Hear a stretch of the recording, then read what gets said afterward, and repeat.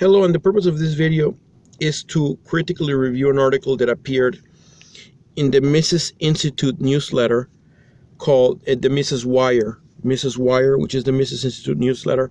And the Mises Wire is the Austrian school think tank, the anarcho-capitalist think tank, the only legitimate source of anarcho-capitalist thinking, and the only consistent theorists of free market are them. Okay, the only legitimate and credible source of anarcho-capitalist Austrian school and legitimate free market theory is the Mises Institute. Okay.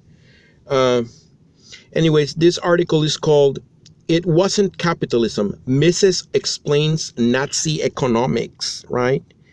Mises explains Nazi economics, and it was written by David Gordon, and it was published on the 4th of February 2022. Right? So I will simply it's not a very long article, it's very short, so I'm just going to critically review it real quick. All right. And I started a review, a kind of like an informal review of this article in the two videos that I did on agorism and left market anarchism. Right. And I'll put in the description to those so you can go back and refer to those if you want to. Counter economics and what have you. And I've also done a review of the article, Marxism versus Libertarianism, that appeared in the Theoretical Magazine of the International Marxist Tendency. And the International Marxist Tendency, of course, is the antithesis of the Mises Institute, right?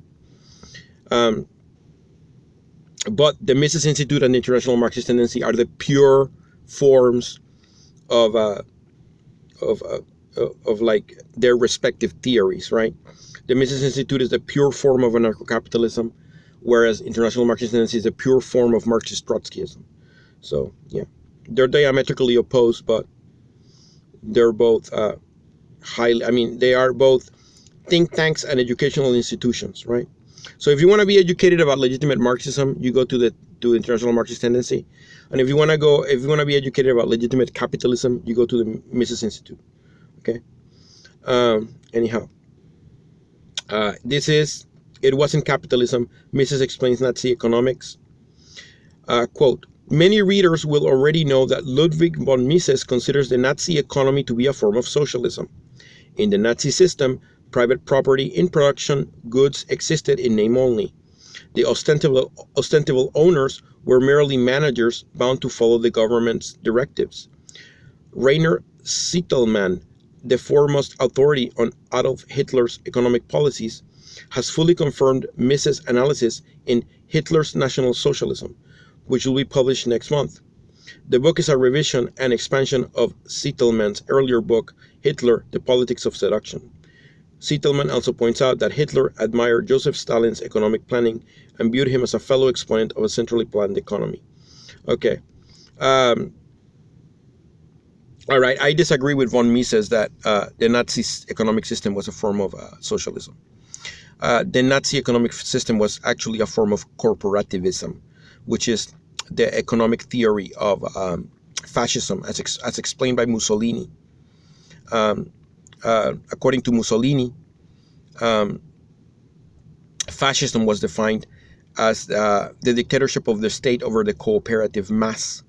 And the economic basis of this cooperative mass situation was an economic system where the state would mediate between employers and workers in order to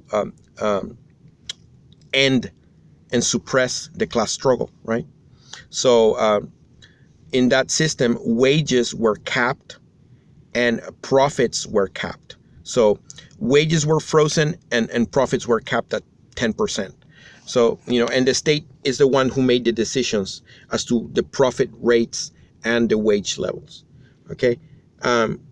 That is the system Nazi Germany pretty much functioned upon, right? It was corporativism, not socialism, because socialism, legitimate socialism, as Leon Trotsky points out, is based upon workers' control of the means of production, right? And the Soviet state under Joseph Stalin, there was no input from the working class in the administration of the state or the administration of the economy. economic planning was done by the bureaucracy, and the Soviet Union was governed by the bureaucracy through methods of police state terror. So the working class was marginalized from power. So you could not call the Soviet system under Stalin as socialism. It wasn't, and it certainly was not communist, because communism is a mode of production where the state has withered away. So I disagree with calling the Nazi economic system socialism. It was not. It was a form of German corporativism. And in the same, like in the case of Mussolini's Italy, the dictatorship of the state over the cooperative mass. In Nazi Germany, was the dictatorship of the state over the people's community. So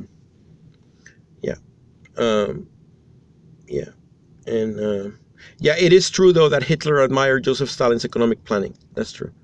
In fact, Hitler said that if after he conquered the Soviet Union, he would capture Stalin and put him up somewhere, and he would give him like a piece of land somewhere, an enclave somewhere where he could rule it, and he could engage in his socialist experiments all he wanted. That's what Hitler was going to do with Stalin if he captured him, assuming Operation Barbarossa had succeeded in conquering the Soviet Union.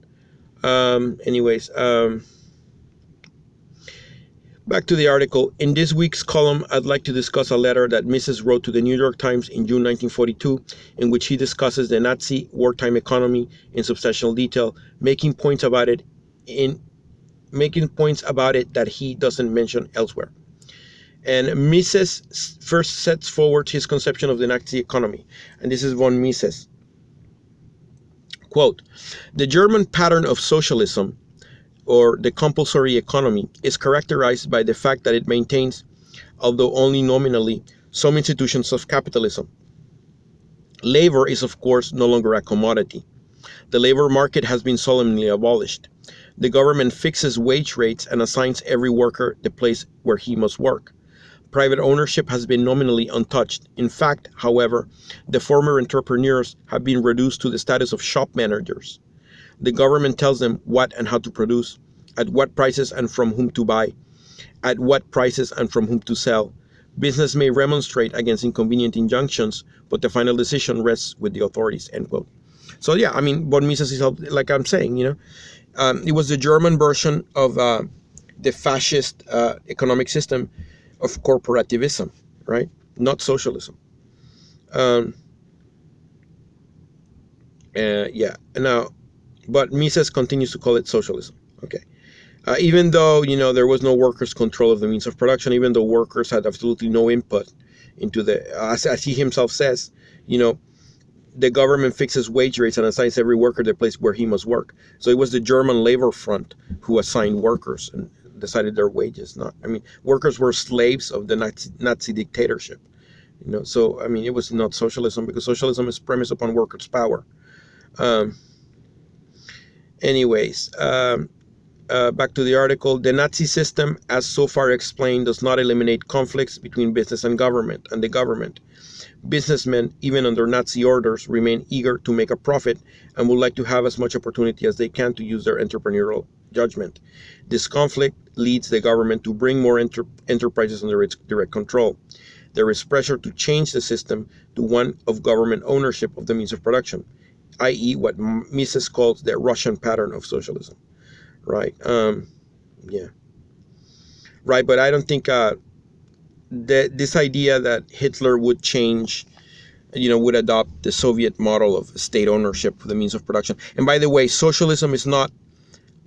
legitimate socialism is not about state ownership of the means of production. Legitimate socialism is about workers' control of the means of production. Okay, it's a big difference here. Okay. It's not about state ownership. It's about workers' control, socialism. And communism is premised upon, it's a mode of production where the state has withered away. So under legitimate communism, there is no such thing as state ownership, because the state doesn't exist anymore. Okay, so that's another issue. The Soviet Union was not communist. It was never communist. Communism was never achieved in the Soviet Union. Socialism, whether socialism was achieved or not, is debatable, but certainly not communism. Okay, so I just want to make that clear. But yeah, businessmen under Nazi orders remain eager to make a profit and would like to have as much opportunity as they can to use their entrepreneurial judgment. And yeah, I mean, the corporate, the heads of the large German corporations such as IG Farben or Messerschmitt or, whatever, these large corporations that manufacture weapons and made the poison gas for the Cyclone B gas for the gas chambers that facilitated the final solution. All these corporate actors, IBM supplied the tabulation machines that, counted concentration camp inmates, and Coca-Cola operated as Fanta in the Nazi Germany. All these actors, corporate actors, were eager to make a profit, but they did so under the tutelage and permission of the Nazi state, right? So they had to mind the Nazi state. They couldn't just ignore the Nazi state and do whatever they wanted, right? There's a question posted in the article here.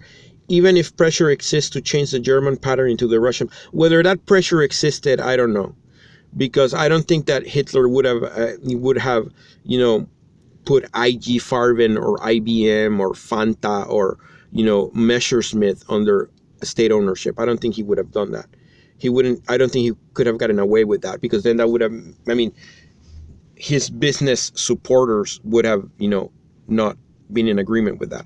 So, and it was the industrialists who financed the Nazi movement, because they wanted to get rid of the Communist Party. So, and that's a fact. Yeah, even if pressure exists to change the German pattern into the Russian pattern, why did Germany and Russia start out with these different patterns? Mrs. answer is that Germany is much more dependent on foreign trade than is Russia, and that it is difficult to conduct foreign trade entirely under the government's direct management. Quote, it is not an accident that Russia adopted the bureaucratic pattern and Germany the controlled economy pattern, right? The controlled market pattern. So, yeah, it was bureaucratic management under Stalin in the Soviet Union, and it was a controlled market in Germany under the Nazis.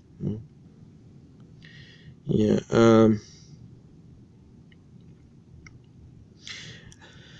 So, according to von Mises, Germany can neither feed nor clothe its population out of domestic products.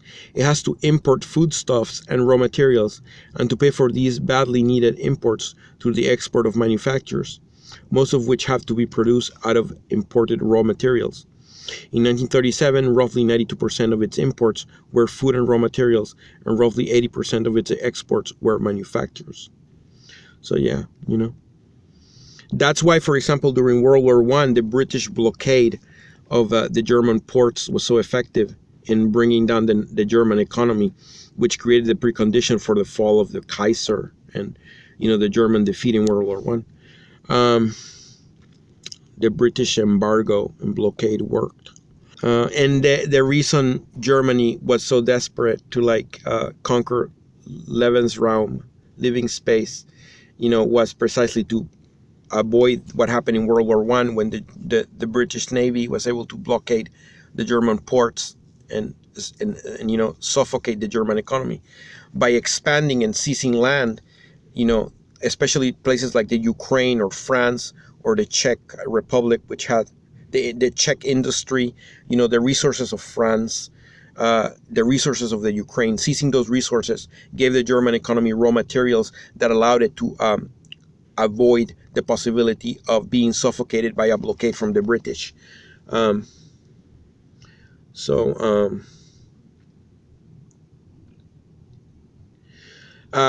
does this difference between Germany's and Russia's reliance on foreign trade explain why Germany adopted the German pattern of the controlled economy as opposed to the Stalinist pattern of bureaucratic control? Clarifying. Okay, just so that you say. Anyways, and I'm going to put a link in the description to the article, and you can read it yourself, so don't worry. Anyways, this is what Mises wrote. Imitating the Russian example would have immediately knocked to pieces the apparatus of German export trade and would suddenly have plunged into misery a nation whose standard of living had been very successful, raised by capitalism. I would say that wasn't the case during the Depression years. But anyways, bureaucrats cannot successfully compete in foreign markets. They do not know how to serve the consumers best. Their subjects have no choice. They must take what the bureaucracy gives them. But citizens of foreign countries are free to prefer the better and cheaper goods offered by foreign tradesmen. Thus, the collaboration of the former entrepreneurs as shop managers was deemed indispensable in Germany, right? So, in order to successfully manage the German export and import trade, it was necessary for the state, the Nazi state, to allow entrepreneurs to continue to function. However, in the Nazi system, those entrepreneurs were shop managers because they were controlled by, they were directed by the state, right? Businessmen in Nazi Germany were not free to do what they wanted. They were free insofar as they were subordinate to the Nazi state, right? To the directives of the Nazi state. So it wasn't a free market, it was a controlled market.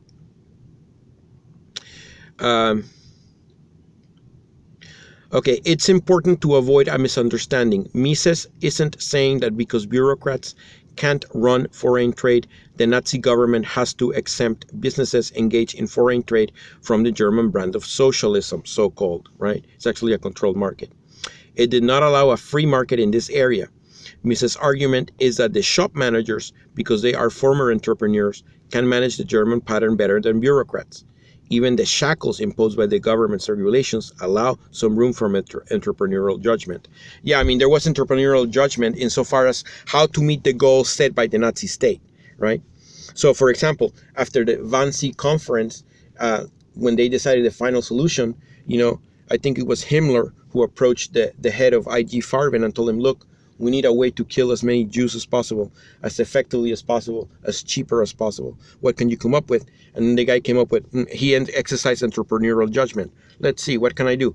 Cyclone B, this gas, you pour it up on the, you pour it on the roof of the showers, disguised as gas chambers, and presto, you kill all these Jews, very cheaply and very quickly, yeah, that's an example of how the Nazi economy worked, right? It allowed for room for entrepreneurial judgment, but within the context of the shackles imposed by the government's regulations, right? Yeah. Let's see. Given the incompetence of the bureaucracy, why does Mises think, nevertheless, that there is pressure to move closer to the Russian pattern? Mises' answer depends on a premise that can be challenged, but it is supported by Mises' own assessment of the sources open to him about the German economy. He maintains that the shop managers believe Germany will lose the war. Remember, Mises wrote this letter in June 1942, and as a result tried to avoid cooperating with the government. And that is true of some entrepreneurs, such as Oskar Schindler, right? Oskar Schindler realized, look, this war is going to be lost, right? And for ethical reasons, he wanted to save as many Jewish people as possible. So, he did what he had to do. He hired as many Jewish concentration camp inmates as possible and put him to work in his factory to protect them, as many as possible. And then he turned his factory into a model of non-production. Schindler actually sabotaged the German war economy, right? By not producing things the way he was supposed to and hiding it while saving as many Jewish people as possible. So that's an example, And Oskar Schindler knew the war was going to be lost because Oskar Schindler was, a friend of, he was well connected, and he knew people in the war planning, apparatus. And he probably knew from contacts with them that, especially after 1943, after the Kursk disaster for Germany, that the war was lost. So yeah, I agree with this part. Yeah, the shop managers such as Oskar Schindler believed Germany would lose the war, and as a result tried to avoid cooperating with the government. The shop managers are now fully aware that the war will result in defeat and in the fall of the present rulers, and they inveigh against the pretensions of incompetent Nazi officialdom. They rely on their indispensability and are no longer so subservient and accommodating as they used to be. Their behavior is a nuisance to the godlike part magnates. The government tried to suppress the resistance by using force. The Nazis have applied their panacea, brutality. A short time ago, the execution of 2 eminent shop managers was reported. And Mises is completely correct in calling, entrepreneurs in Nazi Germany shop managers, because that is exactly what they were. I mean, they were not free agents that could do what they wanted. They had to work within the context of the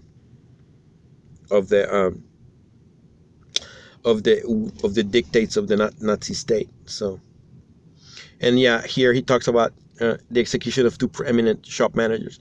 Yeah, 2 eminent businessmen were probably shot, probably for not, collaborating with the aims of war production.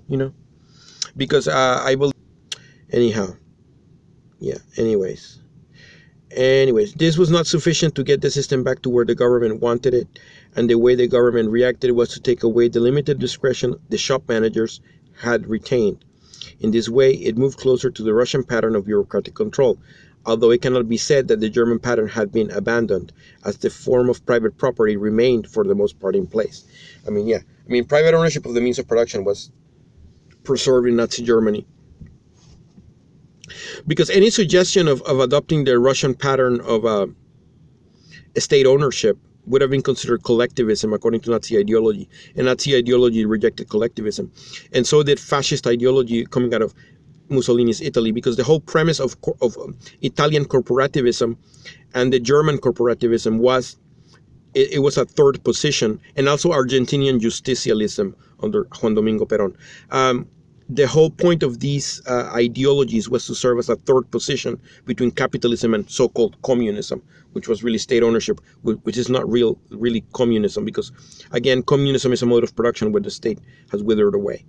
But the Soviet Union was never communist. It never achieved communism at all. It was something else. But Leon Trotsky calls it a bureaucratically deformed worker state. But Tony Cliff called it a state capitalist. Anyways, that's a different issue. It's not about the Soviet Union. It's about Nazi Germany.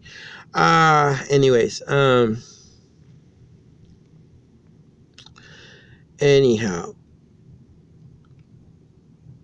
Okay, Mises said that the test of whether an economy counts as socialist is the presence of a stock market. In fact, though the German economy did have a stock market, yet contrary to the statement attributed to Mises, he considers it socialist.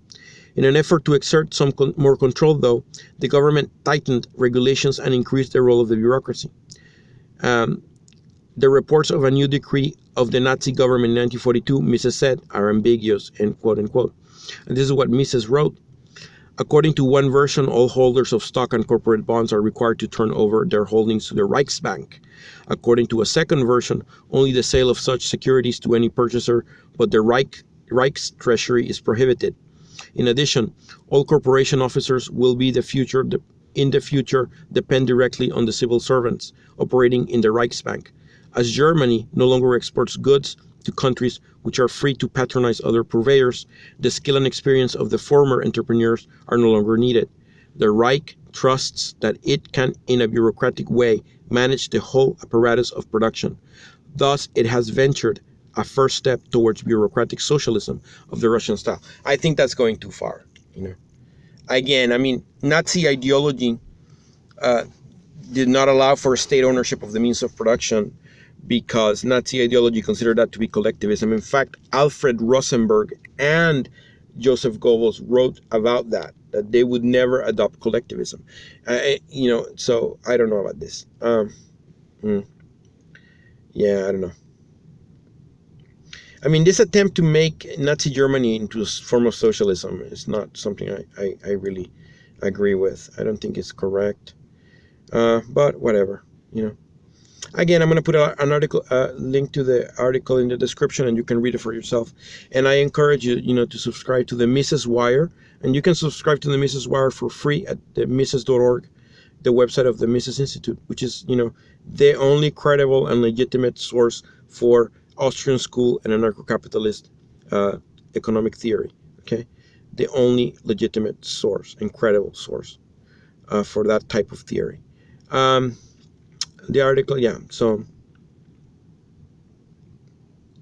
anyways, that's the article. And yeah, the article was written by David Gordon. Is a senior fellow at the Mises Institute and editor of the Mises Review. So I'll put a link in the description to his article, and you can read it yourself. And that would be it for this review. Thank you. Bye-bye.